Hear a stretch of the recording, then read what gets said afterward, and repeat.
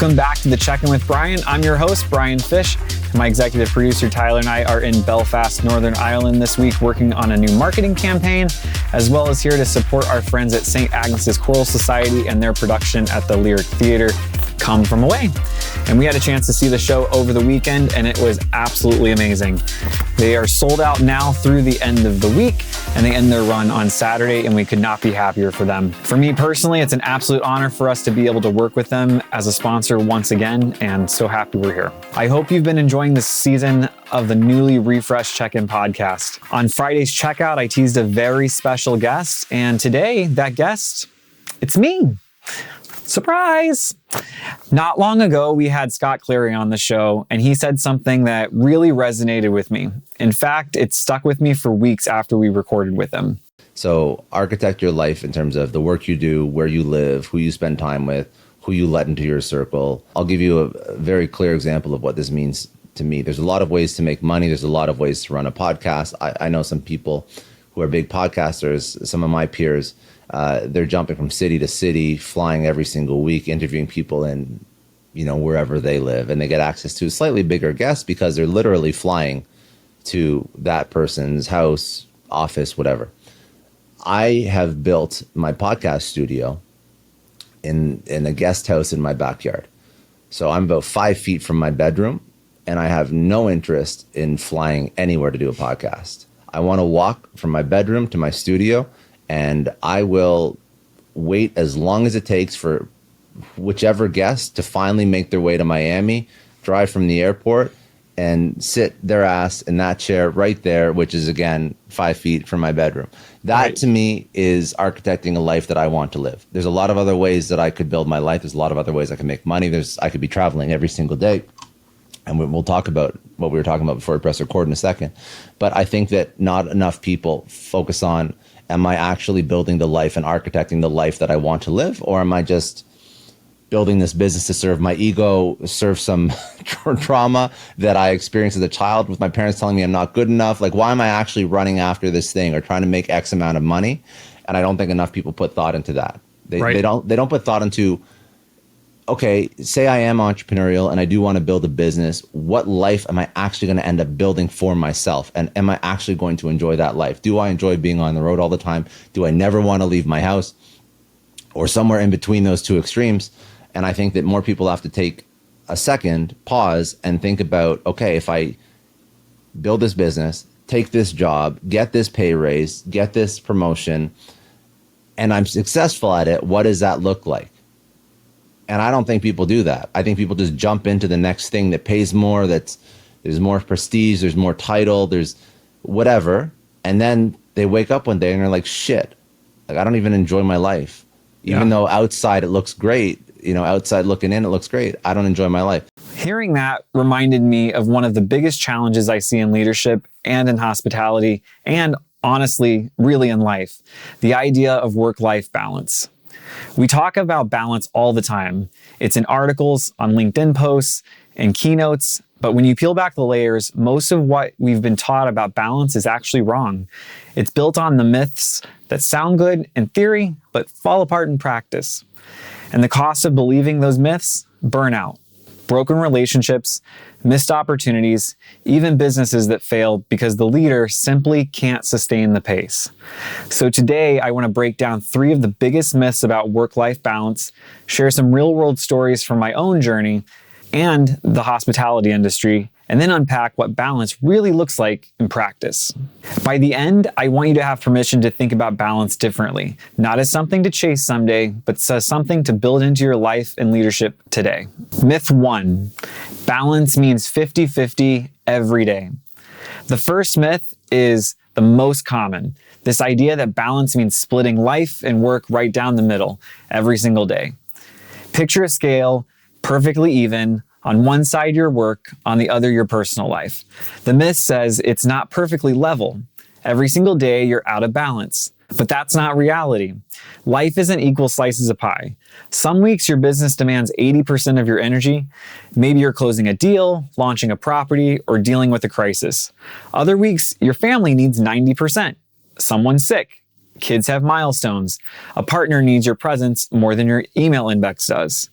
That's not failure, that's life. Balance isn't about symmetry every single day. It's about seasons. It's about zooming out and asking over the course of this month, this quarter, this year, am I making space for what matters most? Let me give you an example. When we opened one of our properties, that launch week was all consuming. I was on site from early morning until long after midnight. My phone never stopped. Every detail mattered. It was the kind of week where you just had to be all in. But here's the key. I didn't expect myself to be 50-50 that week. I knew it was a season. And because I planned for that season, the next month I carved out extra time for home. I scheduled downtime the way I schedule meetings. I knew if I pushed for 50-50 every single day, I'd only end up frustrated, guilty, ineffective on both fronts. So the truth is, balance is not about rigid equality every day. It's about fluidity across time. Here's the question I want you to ask yourself. What would change if you gave yourself permission to think in seasons instead of symmetry? Maybe it would release some guilt. Maybe it would give you clarity to lean into the busy weeks, knowing you'll create space later instead of beating yourself up for not doing it all right now. I want you to walk away with today. It's this. You have to disappear. When I say disappear, stop announcing every move and start building something that speaks for itself. Disappearing means doing the work. It means doing the work in the dark. It means building in private what you don't need to prove in public. It means doing the work when no one's watching. You stop worrying about what people think and start valuing what you believe. Because a life that looks good or sounds good is nothing compared to a life that feels good. Myth number 2, hustle now, enjoy later. We've all heard it. Grind it out, put in the hours, sacrifice today so you can reap the rewards tomorrow. And don't get me wrong, I believe in hard work.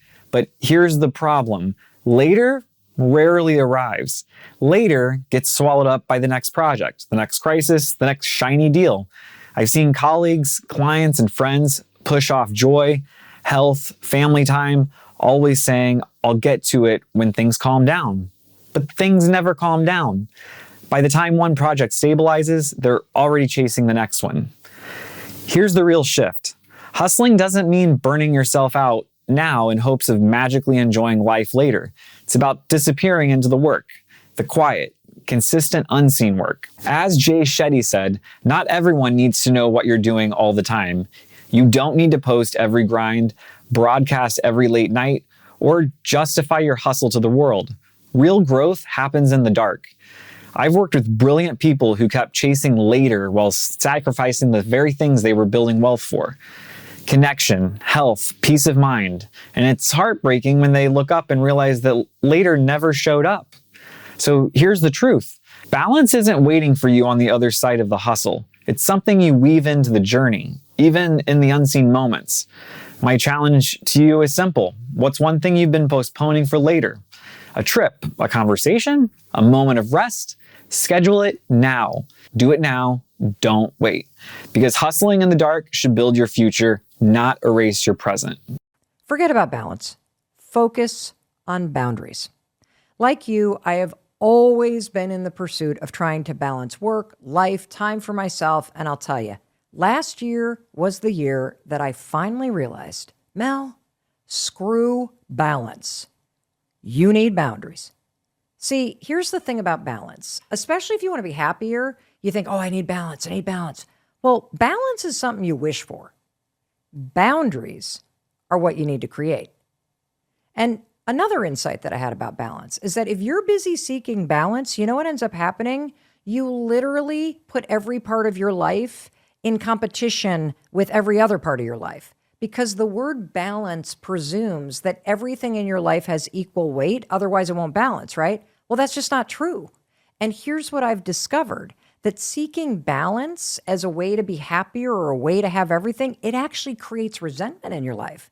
Myth number 3, probably my favorite one. You need boundaries, not balance.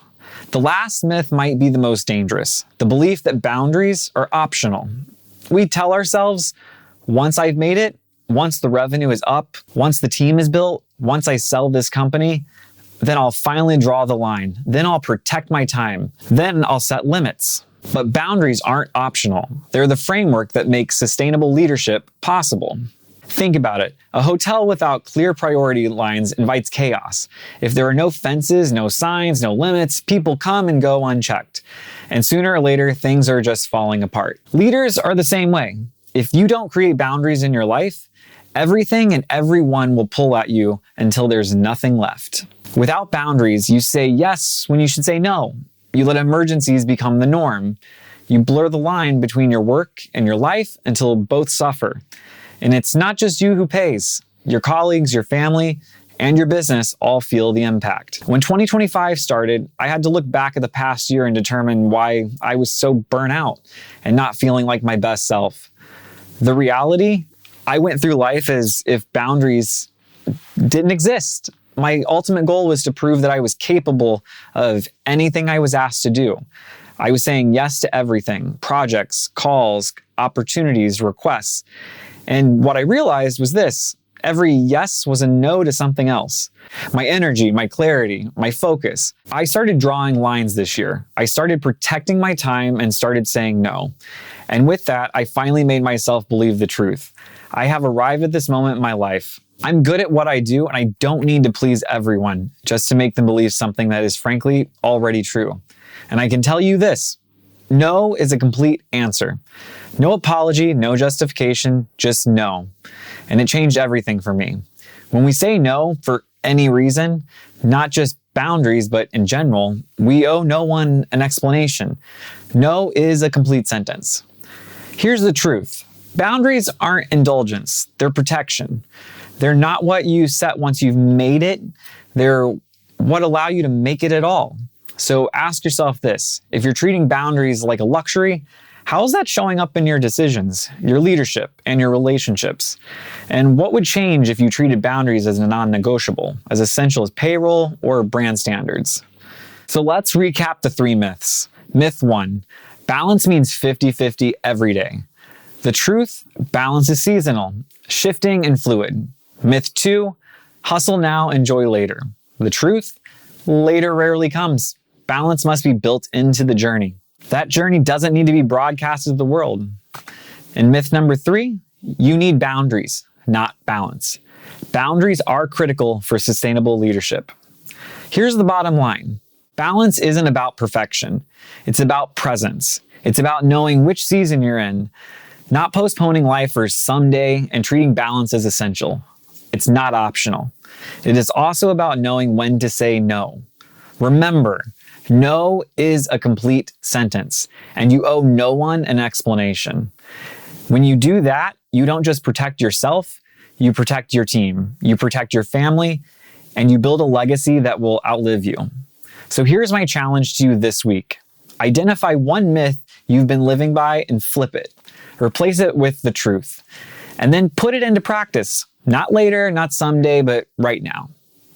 And if this episode resonated with you today, let me know. Send me a message on LinkedIn or Instagram.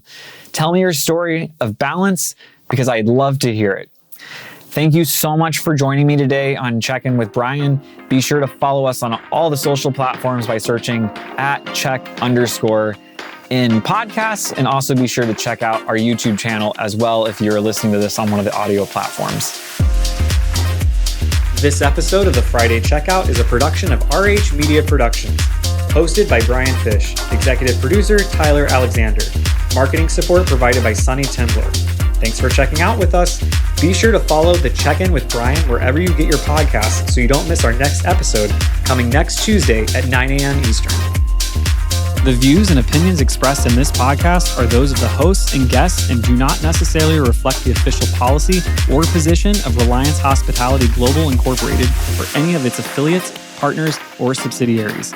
All content is for informational and entertainment purposes only and should not be interpreted as professional or legal advice.